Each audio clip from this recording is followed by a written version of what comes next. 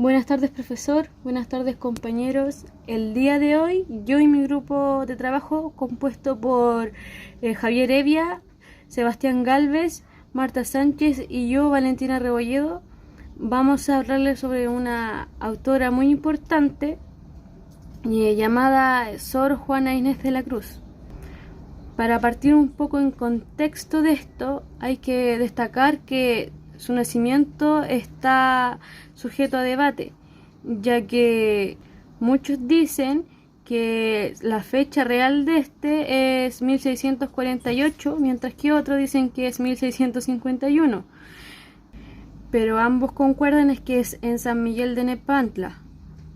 Aprendió a leer y a escribir desde una edad muy temprana en realidad, así también como aprendió el idioma náhuatl y desarrolló gustos por la lectura y la literatura también a muy temprana edad. Muchos dicen que alrededor de los 3 años. Y nos encontramos en frente de una mente bastante brillante para la época y para hoy en día también, puesto que fue una niña prodigio en todo esto de la literatura desde muy pequeña. O sea, con 3 años ya sabía hacer muchas cosas que muchos no saben a esa edad. Con suerte algunos saben hablar y ella sabía muchas cosas más.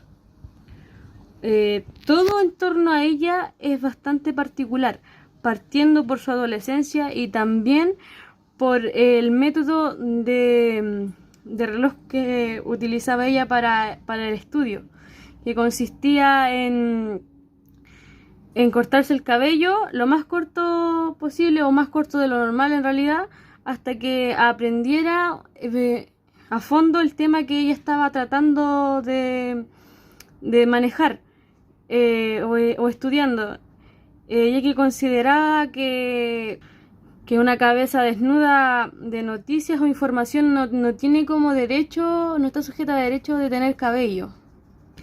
Cabe destacar que todo esto lo hacía ella cuando ella se había mudado a la casa de un tío y tenía un poco más de libertad para hacer lo que quisiera con su cuerpo.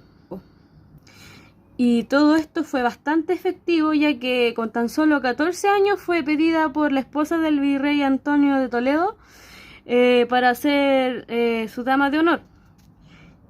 Todo esto por el amplio conocimiento que ésta tenía acerca de muchas cosas, sobre todo la literatura. También algo muy particular que hizo desde pequeña era que le pedía a sus padres que por favor la dejaran hacerse pasar por hombre para poder estudiar en la universidad. Esto siempre se negaban a esta idea, pero pasado el tiempo ellos cedieron y le permitieron hacerse pasar por varón para que ella pudiera asistir a la universidad haciéndose pasar por hombre, ya que en este tiempo las universidades no admitían mujeres.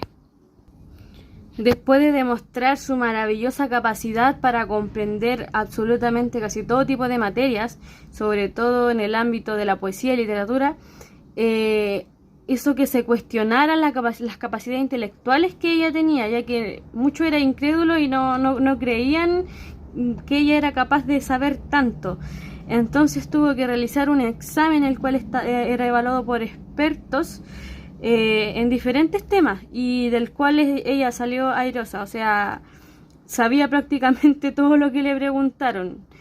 Y esto con tan solo 18 años, o sea, era básicamente un prodigio para ese tiempo.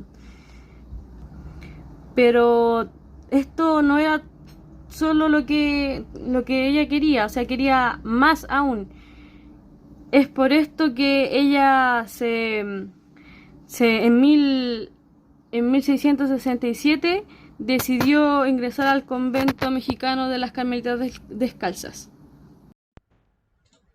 Su primera etapa en el convento fue más bien corta, ya que por temas relacionados a la salud debió abandonarlo muy pronto, aunque más tarde, solo unos par de años después, volvería para poder continuar con su vida religiosa, ya esta vez de manera definitiva para el resto de su vida.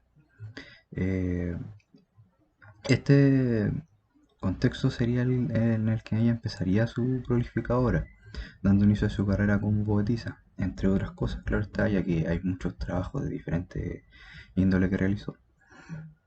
En esta época, ya en su adultez, poco a poco empieza a ganar más renombre y a pesar del prejuicio de la época, empieza a ganar popularidad gracias a su trabajo.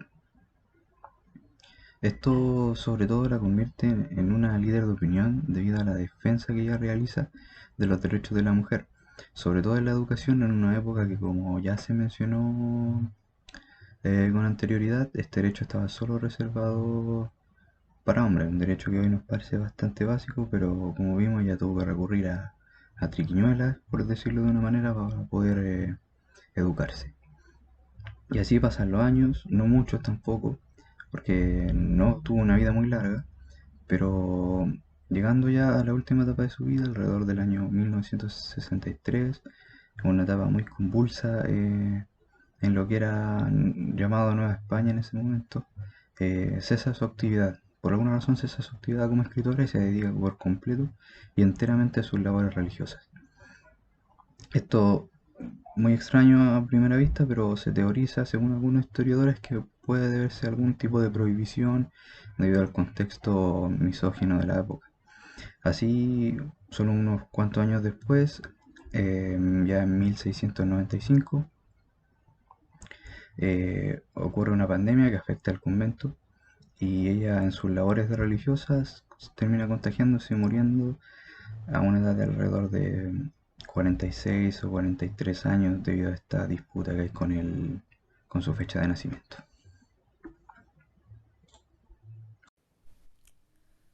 La importancia de sus obras. La mayoría de sus obras y creaciones escritas fueron poemas y sonetos. Sor Inés se caracterizaba por usar la escritura para realizar una crítica a la sociedad patriarcal imperante en aquellos días y también para exigir e incentivar la lucha de los derechos de las mujeres.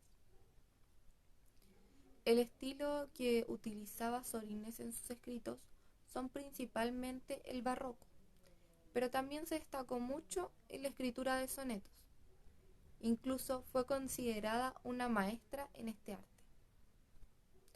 Algunas de sus obras más destacadas y de las cuales pudimos revisar y analizar son Correspondencia entre amar y aborrecer y Hombres necios que acusáis, las cuales hacen una crítica al amor verdadero y ejemplifican situaciones que se viven como persona y pareja, incluso al día de hoy, como lo son, por ejemplo, el desgaste de las relaciones, las desilusiones y las decepciones, además del amor no correspondido, tanto en este caso para la persona amada como para la persona que ama. Por otro lado, también podemos identificar nuevamente una fuerte crítica a la sociedad machista. Por ejemplo, es en esta obra, Hombres necios, donde podemos ver exigir el derecho a la educación de las mujeres. Algunas personas sí la sitúan como una obra no feminista, pues deducen que Sor Inés solo se limita a defender su ideal de educación, es decir, a defender solo su derecho a conocer y estudiar, y no el de todas las mujeres.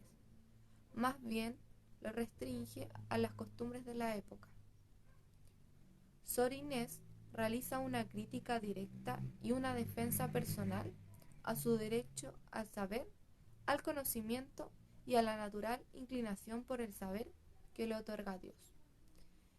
En un aspecto personal, yo creo que estos escritos que realiza Sor Inés sirven como un apoyo al movimiento feminista, que era inexistente en esa época, ya que ella escribía ahí por el 1600.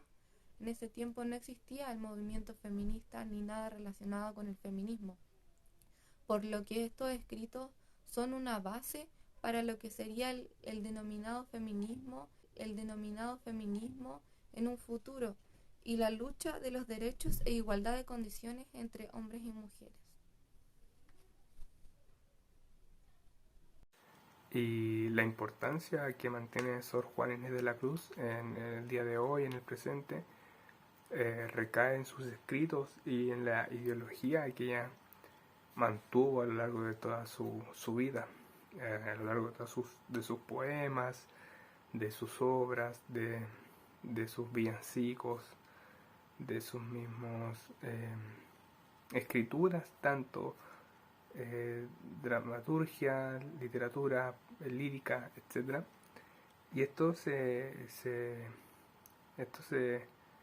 ve porque ella luchó por conseguir, dentro de un contexto misógino y machista, la vida que deseaba, con un discurso feminista único en la época colonial, que es en la época donde ella ya recae y ella se desenvuelve en su literatura.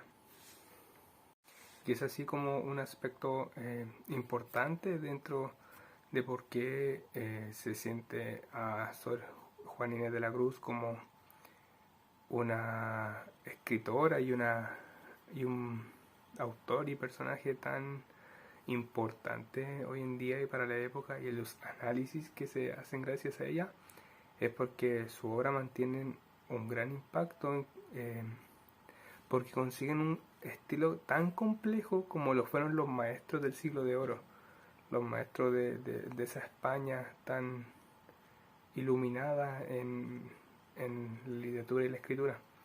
Tan así que sigue el mismo tipo de escritura de Luis de Góngora, que es un escritor y un autor sumamente importante y conocido de la España de la época. Entonces, que Sor Juana Inés de la Cruz siguiera ese estilo de escritura tan complejo lo hace una autora sumamente interesante a la época. Pero el punto más, si bien importante quizás, dentro de esta autora vendría siendo lo rupturista que ella fue para la época. Se considera dentro de los novohispanos y de los barrocos a la primera feminista dentro de la literatura. Si bien ella era monja y estaba ligada a la iglesia, muchas veces rompió con los estigmas y con los estereotipos que le requería sus mandamientos de la iglesia, y además luchaba contra el machismo y la misoginia que se implantaba gracias a sus pensamientos. Ella recibió tanto halagos como ataques y siguió siendo acosada durante toda su vida simplemente por el hecho de ser mujer y ser una erudita, ser una mujer pensante, una mujer escritora. Ya, entonces se le considera, si bien no un feminismo como el de hoy en día, no es un feminismo colectivo, sí fue un pensamiento feminista individual, saber defenderse frente a una sociedad que la atacaba simplemente por el hecho de ser mujer. Y uno de sus momentos más grandes fue cuando se defendió contra el obispo Manuel Fernández de la Cruz. En uno de sus textos ella se defiende diciendo que ella tiene todo el derecho a conocer todo lo que ella piensa, todo lo que ella escribe, sin ningún problema, y no tiene por qué ser reprendida por la iglesia, ni menos por un hombre, solamente por el hecho de ser una mujer. Y por último, una de las características más notorias de Sor Juana Inés de la Cruz es que el barroco, la poesía barroca, alcanzó un momento cúlmine, un momento de mayor prestigio junto a ella, junto a sus escrituras, sus poemas, sus textos, y también dio el paso a elementos que ya nos denotaban un cambio a la ilustración del siglo XVIII. Entonces, Sor Juana Inés de la Cruz, aparte de ser una mujer radical, feminista y rupturista, también nos abrió el paso a una nueva literatura, a una nueva forma de escribir, una nueva forma de leer. Es una mujer que aportó mucho a la forma de escritura y a la forma de luchar por los derechos.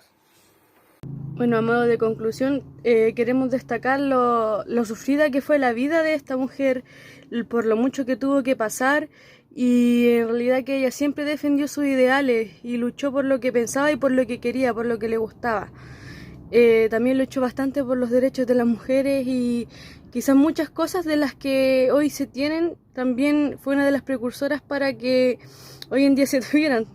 Como el hecho de que la mujer estudie en la universidad, en ese tiempo no se podía, pero ella también vio reflejado que es posible que una mujer estudie en la universidad y que le vaya bien, porque se destacaba mucho en este ámbito, en el ámbito académico.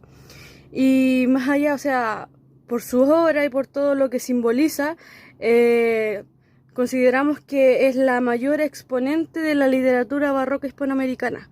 Sus obras nos han dejado mucho legado cultural a todos nosotros. Es un gran aporte a la literatura y a la cultura también de los hispanoamericanos.